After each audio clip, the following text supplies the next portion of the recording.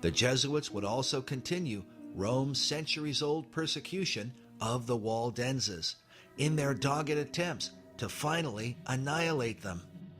Several of the reformers explained why Rome hated them. Theodore Beza called the Waldenses the very seed of the primitive and pure church.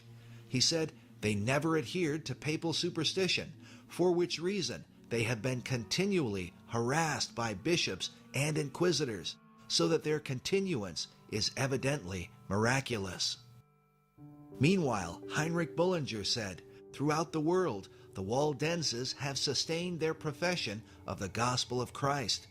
In several of their writings, as well as by continual preaching, they have accused the Pope as the real Antichrist foretold by the Apostle John. They have consistently and openly given testimony to their faith by glorious martyrdoms, and still do, even to this day. The most well-known persecution of the Waldenses happened in the year 1655, and it was really the armies of the Duke of Savoy, who was another papal puppet, who was sent in to wipe these people out once and for all. Now the Waldenses managed to resist the first attack, but then again with Jesuit subtlety the Catholics resorted to a different tactic, and they persuaded the Waldenses that they would have another army which would come in to protect them. And sadly the Waldenses believed this, and when the troops, these Vatican troops, were billeted amongst the Waldenses, they turned on them and carried out the most horrific massacre.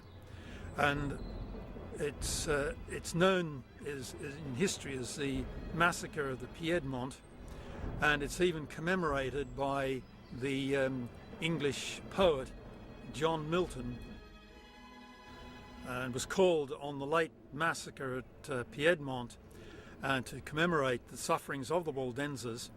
And there are some famous lines which go, "Avenge, O Lord, thy slaughtered saints, whose bones lie scattered on the Alpine mountains cold, even they who kept thy truth so pure of old, when all our fathers worshipped stocks and stones," that is to say, idols. And surviving Waldenses actually appealed, or managed to appeal, to Oliver Cromwell, who was at the time the Lord Protector of England, for protection. And Oliver Cromwell successfully managed to negotiate with Cardinal Mazarin of France to actually get the persecution lifted. But I think it's worth remembering the words, indeed the eyewitness account, of one of the Waldensian pastors, Jean Léger. He actually tried to persuade his Waldensian fellow believers that they should not fall for Rome's duplicity, which then, as I said, resulted in the massacre. After the massacre, he managed to escape. He came and tried as best he could as a Christian pastor to minister to these shocked survivors.